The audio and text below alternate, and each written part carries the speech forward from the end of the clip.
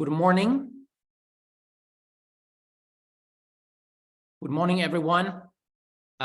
This is Lucas Coffier, the project manager of Space Japan, one of the help desks of the EU-Japan Center for Industrial Cooperation.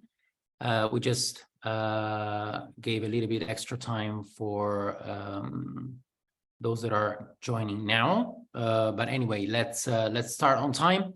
I'm very glad to have my first webinar from Europe. So for me, it's good morning. I'm just 1 hour ahead compared to our speaker that I will introduce you in a moment. And so good afternoon for all of you that are in Japan and are connecting now. This is one of the regular, if this is the first time for you, this is one of the regular webinars that we are having every month or 2 months, and in which we try to pose a problem and offer a solution. Usually is made in EU or can be made in Japan.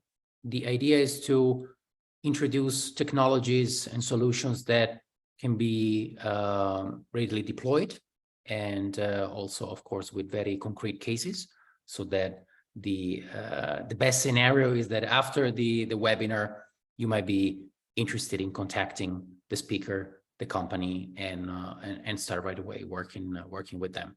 So today is my pleasure to have a new friend. Ania, good morning. Good morning. Good morning. Actually, Danielle has a very interesting background.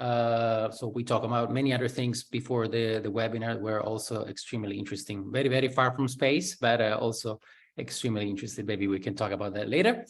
And Danielle is the account manager at Spotlite, this company from Portugal, a space technology company specializing in risk monitoring of critical infrastructures using space data. So Danielle, without further ado and stealing your time, I will give the floor to you. Welcome again, and good morning, and the floor is yours.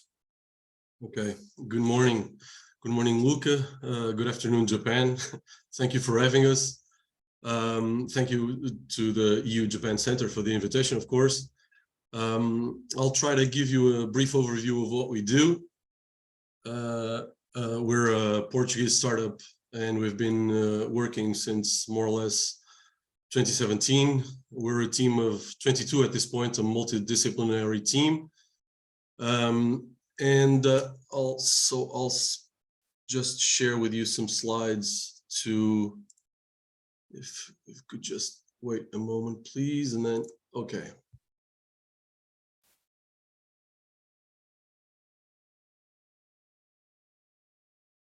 Did it?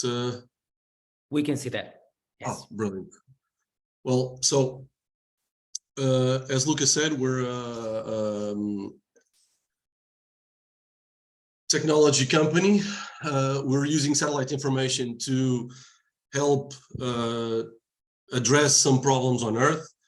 And one of the problems that we have currently all around the world, not just only in Japan, is an infrastructure problem. So critical failures are prone to create several billion costs a year in maintenance, and sometimes it has to do with the fact that the infrastructures don't have the timely supervision and maintenance. They're sometimes caused by extreme weather events, and may turn out in regrettable loss of life. So what we are trying to do is address that issue by using satellite information powered by an AE software. And we've developed a monitoring tool so that we can detect multiple hazards and try to make these critical structures a little bit safer and more resilient. We've been developing more intensively these 3 modules that you can see. So ground motion, vegetation, and interference. So how does this work? So we've developed this online platform in which we acquire the information from satellites, and then we are able to integrate information from other sensors on Earth and information regarding the maintenance and all the ground, let's say, data that the field teams are able to import to the platform. So we gather all this information, process it, and then we are able to give the infrastructure managers some insights and recommendations on what they could do to create a preventive maintenance situation rather than an active one after the accident has occurred. So the applications are quite vast for a technology like this.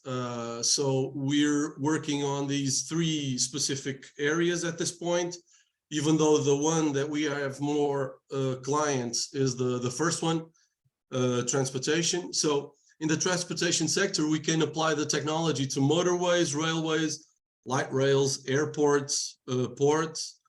In the energy sector, we can monitor power lines, pipelines, dams, offshore platforms, reservoirs.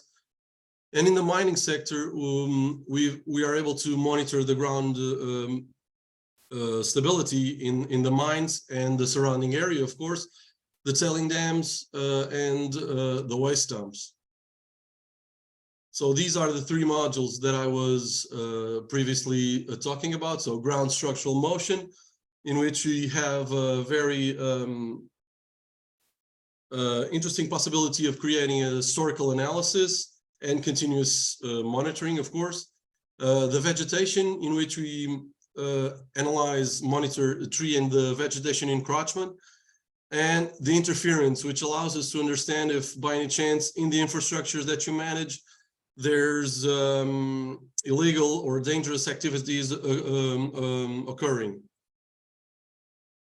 Sorry about that. So in the ground and structural motion module, we're able to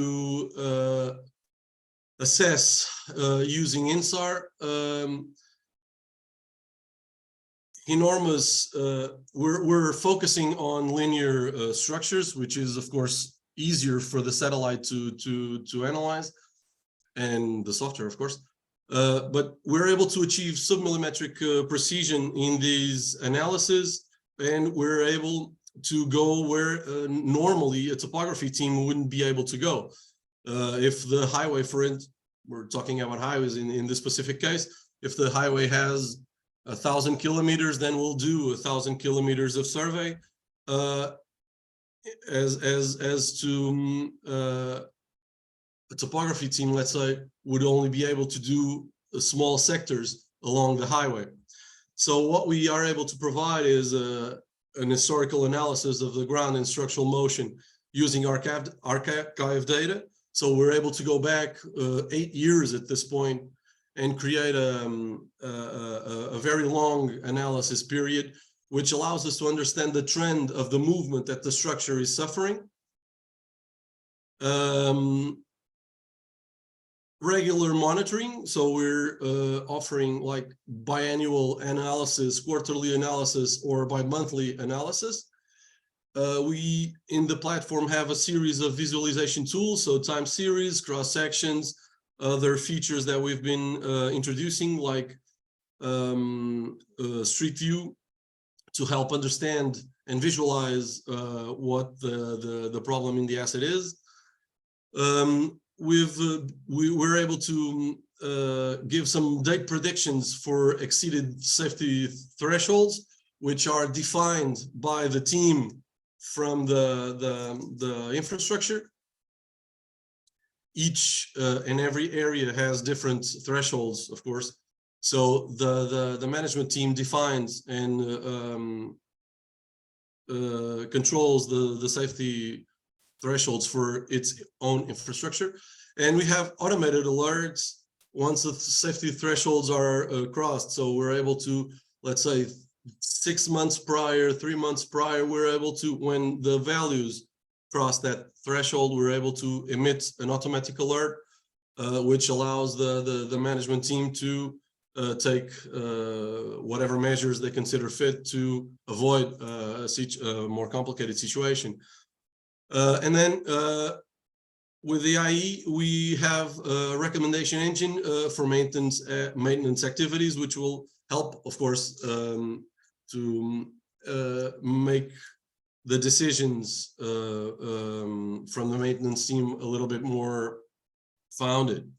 In this particular space slide, we have an example of a road, a highway, in which you can see in which you can have a small glimpse of what we do. So the satellite runs, the software runs the analysis on the highway, and you can see the green spots, which are the stable spots in the area. So we always have a buffer surrounding the infrastructure itself. And the orange points, the yellow points are having a slight motion, and the orange points are really going down. You can see in the graphic, the A point, for instance, which in the graphic is in blue, you can see it going down from basically July 2022 up to July 2022. And the B point, you can see it more or less steady with just small variations, which probably are due to heat variations, because in this particular spot, we're talking about a bridge. So these two green areas where the B is and over here are quite stable because they're bridges. They're installed on pillars, and all the orange area, which actually is the road and a little bit off the road, of course, but it's built on it's a slope.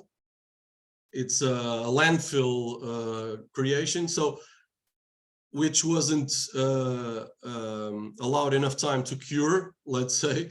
And what happens is that in between the bridges, which are the most stable points, the road is going down. And this is just a small stretch, of course, of the entire highway. It's about 500 kilometers. And the main idea is to help assess which spots are actually, let's say, hot, and allow the maintenance team to focus their attention and their budget and schedule to a specific place.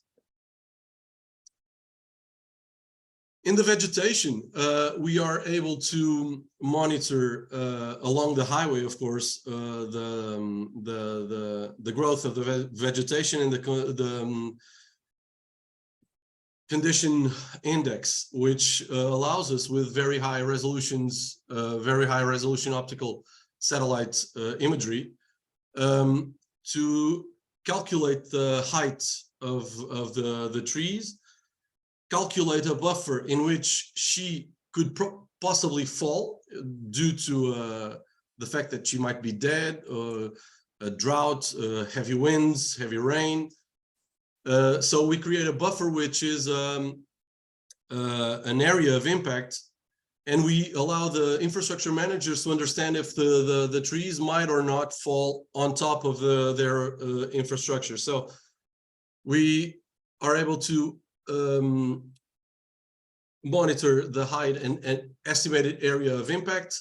We are able to identify the species, the vitality index, using automated alerts for change caused by diseases or droughts, as I was trying to explain, and the vegetation encroachment, which is basically used to guarantee that the corridors alongside the infrastructures, highways, power lines, is clean of vegetation. So we run the software and we see if there's growing trees underneath a power line inside for instance, the 40-meter lane that has to be clean, and that allows us that allows the maintenance teams to, if there's a tree that is in risk of falling on top of on the road in this particular case, they can go and trim it, cut it, depending on the vitality index, of course. The red ones here are near dead. The oranges are drying, and the green, the yellow it's a color-coded situation. So the yellow are in a, I would say, 3/4 state of life, and the green are perfectly healthy. So in the interference module, as I was saying earlier, we are able to monitor infrastructures and entire networks and ensure that there are no illegal or dangerous activities that could compromise the integrity of the structure itself. It is well known that sometimes in some countries, people cross highways, they create holes in the nets, they destroy certain parts, they create off-road accesses to the highways. In pipelines, for instance, there's sometimes places where people go and steal from the pipeline, which creates a very complicated situation. And this module is basically a tool to help avoid that kind of situation. So alongside these three modules, we have an infrastructure management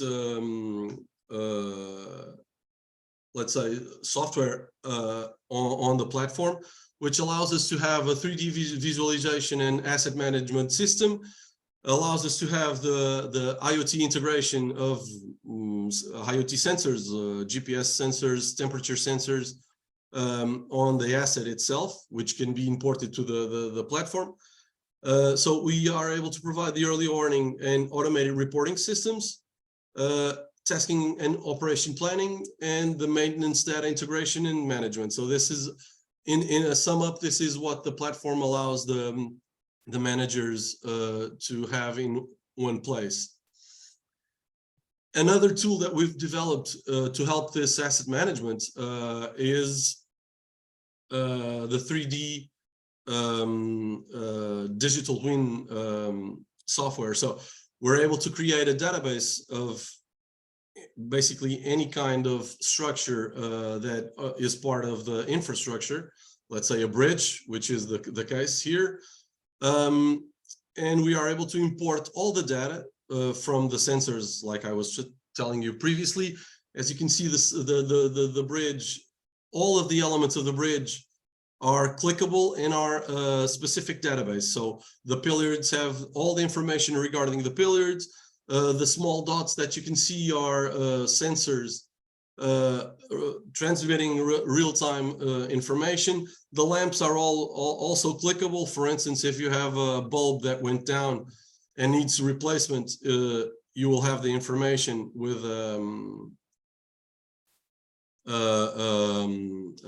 an alert. And this allows, of course, again,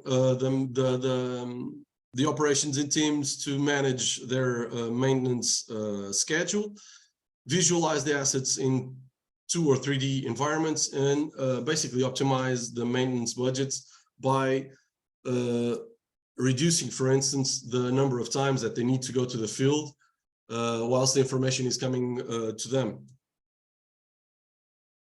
So this is some of the customers that we're working at this point in Portugal, one of the energy companies and the transportation companies. So we're working with Brisa, Egis outside of Portugal, Norskud, and EDP, which is the power company here in Portugal, even though it has presence in outside of Portugal. So these are some of the places that we're working at this point with pilot projects and with normal clients at this point. So Portugal, Greece, Dubai, Turkey, United Arab Emirates, and Costa Rica. These are some use cases that we've been working with.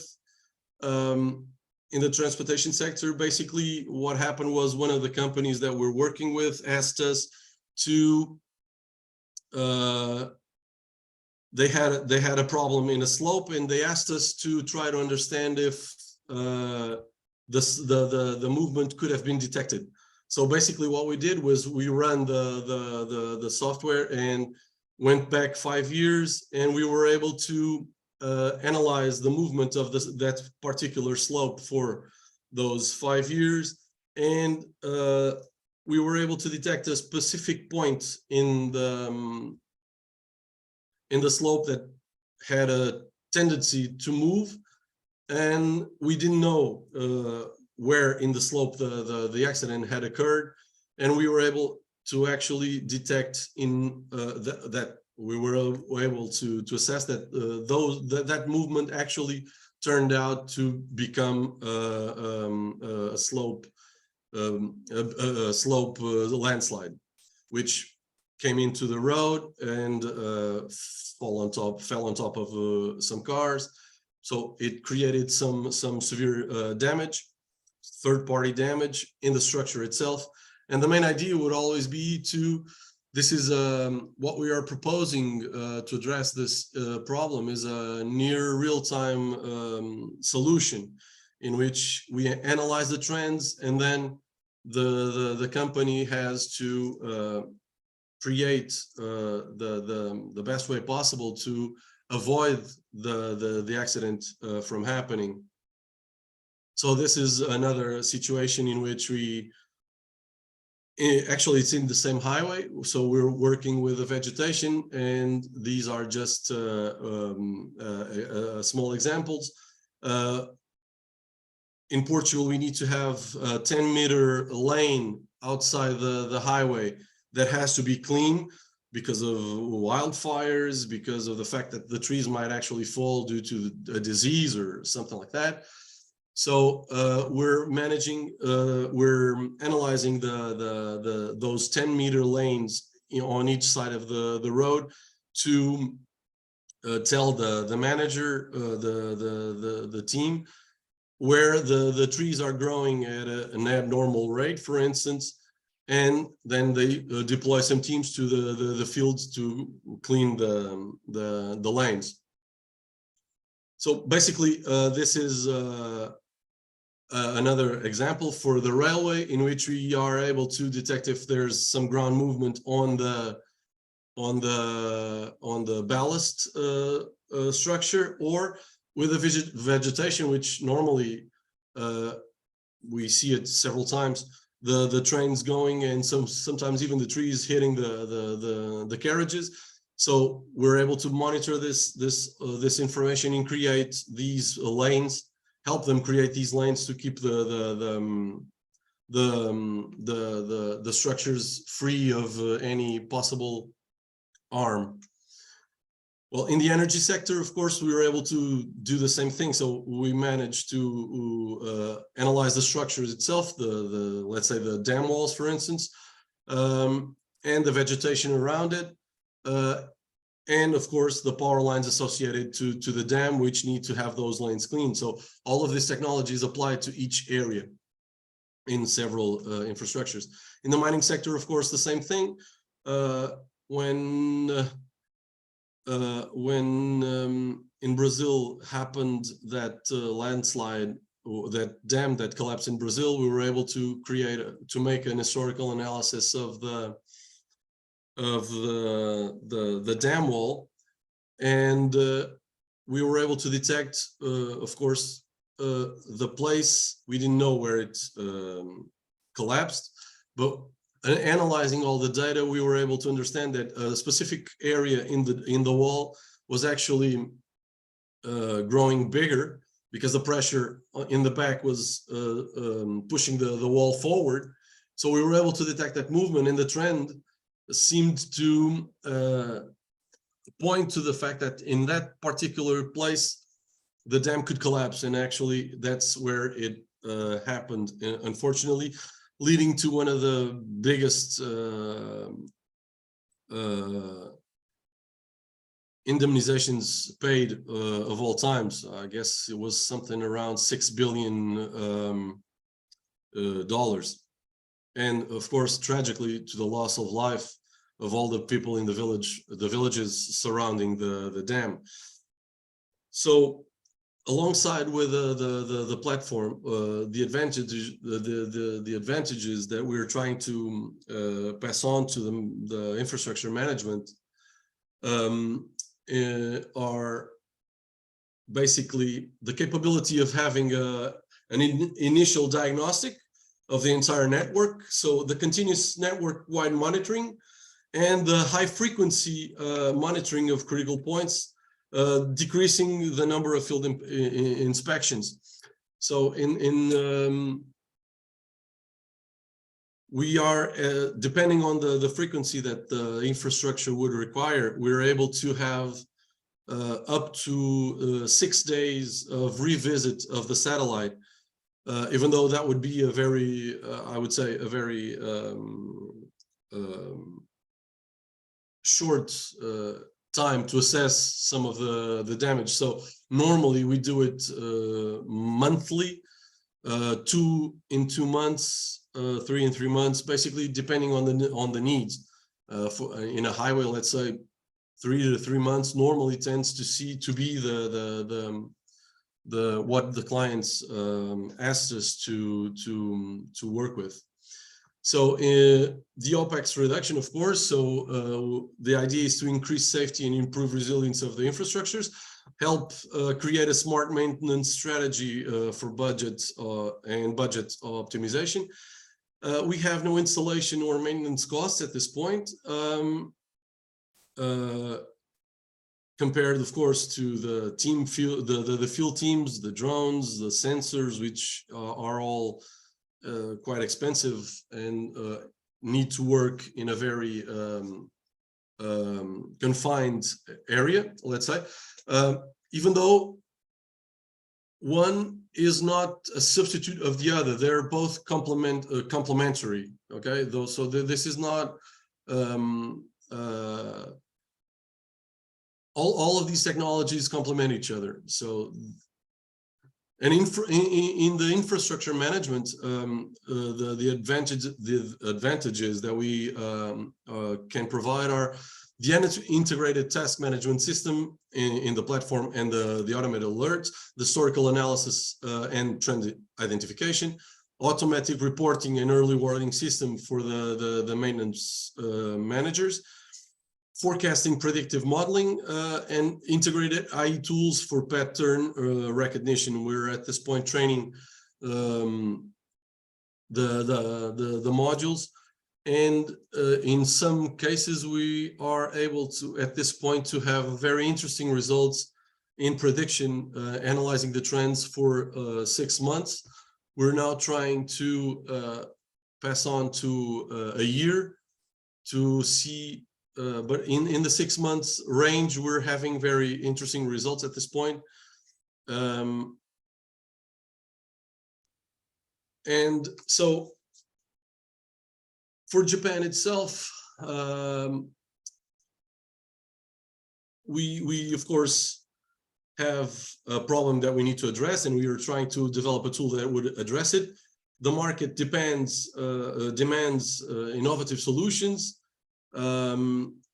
What we want to have regarding the Japanese market is to create the necessary contacts and have the best practice on contacting and working with Japanese distributors.